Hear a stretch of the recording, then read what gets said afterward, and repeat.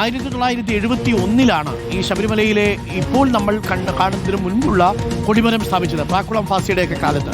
വളരെ കൃത്യമായി കല്ലുകൊണ്ടും അതേപോലെ കോൺക്രീറ്റ് കൊണ്ടും നിർമ്മിച്ച ആ കൊടിമരമാണ് ചിതലരിച്ചു, ജീർണിച്ചു എന്നൊക്കെയുള്ള ദേവപ്രശ്നത്തിലുള്ള കണ്ടെത്തലുകളെ തുടർന്ന് മാറ്റിപ്പണിയാൻ തീരുമാനിച്ചത്. ഓർമ്മിക്കണം, കോൺക്രീറ്റ് കൊണ്ട് നിർമ്മിച്ച കൊടിമരം, ആ കൊടിമരമാണ് ജീർണിച്ചു എന്ന് പറഞ്ഞുകൊണ്ട് പിന്നീട് അത് മാറ്റി സ്ഥാപിക്കാൻ തീരുമാനിക്കുന്നത് ദേവപ്രശ്നത്തിലൂടെ. Report big exclusive. കൊടിമര പുനഃപ്രതിഷ്ഠ സംബന്ധിച്ച് 2017 തന്ത്രി കണ്ഠര് രാജീവർ നടത്തിയ പ്രതികരണം റിപ്പോർട്ടർ ഇപ്പോൾ പുറത്തുവിടുകയാണ്. ഇപ്പോൾ ഈ കണ്ഠര് രാജീവർ ജയിലിലാണ്. കൊടിമരത്തിൽ കേടുപാടുകൾ ഉള്ളതിനാൽ പുനഃപ്രതിഷ്ഠ വേണമെന്ന് ദേവപ്രശ്നത്തിൽ കണ്ടുവെന്നാണ് തന്ത്രി പറഞ്ഞത്. അതനുസരിച്ചാണ് ശബരിമലയിലെ കൊടിമരം മാറ്റിപ്പണിഞ്ഞത്. കേൾക്കാം പ്രതികരണം. അടുത്ത കാലത്ത് വെച്ച ദേവപ്രശ്നത്തിൽ കൊടിമരത്തിന് കേടുപാടുകൾ സംഭവിച്ചുവെന്നും അത് മാറ്റി പ്രതിഷ്ഠിക്കേണ്ടതാണെന്നും കാണുകയുണ്ടായി. അതനുസരിച്ചാണ് നമ്മൾ പുതിയ കൊടിമരം പണിതതും പ്രതിഷ്ഠ നടത്തിയതും. ഇതാണ് തന്ത്രി രാജീവ് കണ്ഠര് പറഞ്ഞത്. ഓർമ്മിക്കണം, തന്ത്രി രാജീവ് കണ്ഠര് 2019 ദ്വാരപാലക കട്ടളപ്പാളി കേസിൽ SIT അറസ്റ്റ് ചെയ്ത് ജയിലിലടച്ചിരിക്കുന്നയാളാണ്. ദേവപ്രശ്നത്തിൽ കണ്ടുവത്രേ 1971 കോൺക്രീറ്റിൽ നിർമ്മിച്ച ഈ കൊടിമരത്തിൽ ജീർണതയുണ്ടെന്നും കേടുപാടുകൾ ഉണ്ട് എന്നുള്ളതും കണ്ടെത്തി എന്നുള്ളതാണ് ദേവപ്രശ്നത്തിൽ കണ്ടെത്തി എന്നുള്ളതാണ് പറയുന്നത്. യഥാർത്ഥത്തിൽ ആ കൊടിമരം ആ സാഹചര്യത്തിൽ മാറ്റേണ്ട സാഹചര്യം ഉണ്ടായിരുന്നോ? അതിലെ വാജിവാഹനം പിന്നീട് ഈ രാജീവ് കണ്ഠര് കൊണ്ടുപോകുന്നതും നമ്മൾ കണ്ടതാണ്. 2014 നിർണായകമായ വിവാദമായ ദേവപ്രശ്നം നടന്നത്. ഇതിലാണ് കൊടിമരം മാറ്റാനുള്ള തീരുമാനമെടുക്കുന്നത്.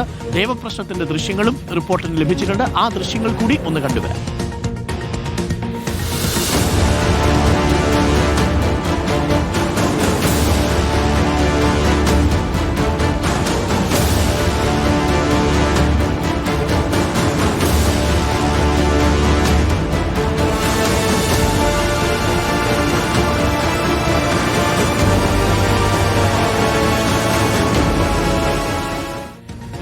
കോൺക്രീറ്റ് കൊണ്ട് നിർമ്മിച്ച ഈ കൊടിമരം ജീർണിച്ചു എന്ന് കണ്ടെത്തിയത് ഈ ദേവപ്രശ്നത്തിലാണ്.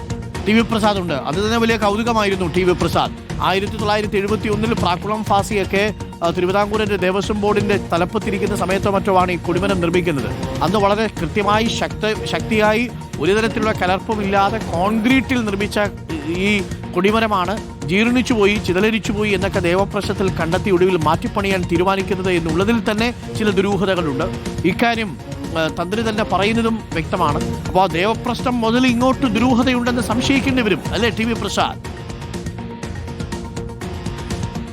ഉറപ്പായും അരുൺ, ഈ ഒരു സാഹചര്യത്തിൽ നമുക്ക് സംശയിക്കാതിരിക്കാൻ കഴിയില്ല എന്നുള്ളതാണ്. കാരണം 2015 മുതൽ അല്ലെങ്കിൽ 2010 മുതലുള്ള കാലം, ഉദാഹരണം പറഞ്ഞാൽ ഉണ്ണികൃഷ്ണൻ പോറ്റി ശബരിമലയിൽ സജീവമായത് മുതൽ എല്ലാറ്റിനും കേടുപാടുണ്ടാകുകയാണ് അരുൺ. ഇത് മാത്രമല്ല, നമുക്കൊന്ന് പുറകോട്ട് കൂടി പോകാം. അതായത് 2018 ശബരിമല ശ്രീകോവിലിന്റെ പ്രധാന വാതിൽ മാറ്റുന്നത്. അരുൺ ഓർമ്മയുണ്ട്, അന്ന് കാരണം പറഞ്ഞത് എന്താണെന്ന് അറിയാവോ? ആ വാതിലിന്റെ ഉള്ളിലൂടെ എലി കടന്നു പോകുന്നു എന്നുള്ളതാണ്. എലി കടന്നു പോകുന്നു എന്നുള്ളത് കൊണ്ടാണ് ആ വാതിൽ മാറ്റുന്നത്. ആ വാതിൽ മാറ്റി അതിന്റെ പഴയ വാതിൽ, അതായത് പൊതിഞ്ഞ സ്വർണം എവിടെയാണ് എന്ന് ഇപ്പോഴും കണ്ടെത്തിയില്ല എന്ന വസ്തുത പറ. ആ പുതിയ വാതിൽ അവിടെ വന്ന സമയത്താണ് അടുത്ത നമ്പറിലേക്ക് കടക്കുന്നത്. ശ്രീകോവിലിന് തിളക്കം കൂടി, അതുകൊണ്ട് കട്ടിളപ്പടിയിലും തിളക്കം കൂട്ടണം. അങ്ങനെയാണ് സ്മാർട്ട് ക്രിയേഷൻസിൽ എത്തുന്നതും ഉണ്ണികൃഷ്ണൻ പോറ്റിയുടെ നേതൃത്വത്തിൽ അത് മോഷ്ടിക്കുകയും ചെയ്യുന്നത്. കട്ടിളപ്പടി തിളങ്ങുന്നു, അപ്പൊ ദ്വാരപാലകരായി തിളങ്ങാതിരിക്കാൻ പാടില്ല, ദ്വാരപാലകരെയും മാറ്റുന്നു. അരുൺ തീർന്നില്ല അരുൺ, നമ്മൾ ഒന്നുകൂടി പുറകോട്ട് പോയാൽ ഈ കൊടിമരം നിർമ്മിക്കുന്ന സമയത്ത് ASP കുറുപ്പ് ഇതേ തിളക്കത്തിന്റെ കാര്യം മറ്റു സ്ഥലത്ത് പറഞ്ഞിട്ടുണ്ട്. 6 താഴികക്കുടങ്ങളുടെ കാര്യത്തിൽ പുതിയ കൊടിമരം വരുമ്പോൾ അതിന്റെ തിളക്കം ആ 6 താഴികക്കുടങ്ങൾക്ക് ഉണ്ടാവില്ല, അതുകൊണ്ട് അത് മാറ്റണം എന്നവർ പറയുന്നു. അരുൺ തീർന്നില്ല, 2 പടുകൂറ്റൻ മണികൾ അവിടെ നിന്ന് മാറ്റിയിട്ടുണ്ട്. അന്ന് പറഞ്ഞത് ആ മണികൾ വീണ് തകരാൻ സാധ്യതയുണ്ട്. അരുൺ, ചുരുക്കത്തിൽ ശബരിമലയിലെ കൊടിമരമായാലും വാതിലായാലും അതുപോലെ മണികളായാലും എല്ലാറ്റിനും തകരാർ സംഭവിക്കുന്ന ഈ കാലയളവ് എന്ന് പറയുന്നത് ASP കുറുപ്പിന്റെയും പോറ്റിയുടെയും കണ്ഠര് രാജീവരുടെയും കാലയളവാണ്. ഒരുപക്ഷെ അത് മറയായിരുന്നു അരുൺ. ഒരു കുഴപ്പവുമില്ലാത്ത കൊടിമരം മാറ്റി, 18 പടികൾ മാറ്റി, മണികൾ മാറ്റി, കൊടിമരം മാറ്റി, വാതിൽ മാറ്റി, അങ്ങനെ എല്ലാം മാറ്റുമ്പോഴും ധാരാളം സ്വർണം സ്വീകരിച്ചിട്ടുണ്ട്. അതിന് കണക്കില്ല. ഒടുവിൽ നമ്മുടെ ശബരിമലയിലെ സ്വർണം ഉരുക്കി വിൽക്കുകയും ചെയ്തു. അരുൺ, താങ്ക് യു TV പ്രസാദാണ് വിവരങ്ങൾ നൽകിയത്. Thank you TV Prasad.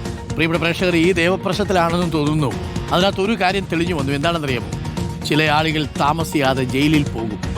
2014 നടത്തിയ ദേവപ്രശ്നത്തിൽ അങ്ങനെ ഒരു കാര്യം കൂടി തെളിഞ്ഞു കണ്ടു. ചില ആളുകൾക്ക് ജയിൽവാസത്തിനുള്ള യോഗ്യതയുണ്ട് എന്നുള്ളതാണ്. എല്ലാം മുൻനിശ്ചിത പ്രകാരം എന്ന് പറഞ്ഞുകൊണ്ട് എഴുതുന്ന ആളുകളാണ്. പക്ഷെ അന്ന് ജയിലിൽ പോയില്ല. ജയിലിൽ പോയത് 2019 കേസിലാണ്. ഇപ്പോൾ ഈ കേസ് യാദൃച്ഛികമായി പൊങ്ങി വരുന്നു. റിപ്പോർട്ടർ വാർത്തയെ തുടർന്നാണ് ഇത് പൊങ്ങി വരുന്നത്. ഒരുപാട് സംശയങ്ങളുണ്ട്. ആ സംശയങ്ങൾക്കെല്ലാം വ്യക്തത വരണം. അതാണ് ഹൈക്കോടതി ഇപ്പോൾ വിജിലൻസിനോട് ആവശ്യപ്പെട്ടിരിക്കുന്നത്. ASP കുറിപ്പാണെങ്കിലും ശരി, അജയ് തറയിലാണെങ്കിലും ശരി, പ്രയാർ ഗോപാലകൃഷ്ണനാണെങ്കിലും ശരി, രാഘവനാണെങ്കിലും ശരി, ആരാണ് ഇതിന് പിന്നിൽ എന്തെങ്കിലും തരത്തിലുള്ള തട്ടിപ്പുകൾ നടത്തിയിട്ടുണ്ടെങ്കിൽ എല്ലാം പുറത്തു വരണം എന്നുള്ളതാണ്. അക്കാര്യത്തിൽ ഒരു സംശയം ആർക്കും വേണ്ട. ഒടുവിൽ ഈ ദേവപ്രശ്നത്തിൽ കൊടിമരം, കോൺക്രീറ്റ് കൊടിമരം ചിതലരിച്ചു, ജീർണിച്ചു എന്നൊക്കെ ദേവപ്രശ്നത്തിൽ കണ്ടെത്തുക എന്നൊക്കെ പറഞ്ഞാൽ അപാരാണ്.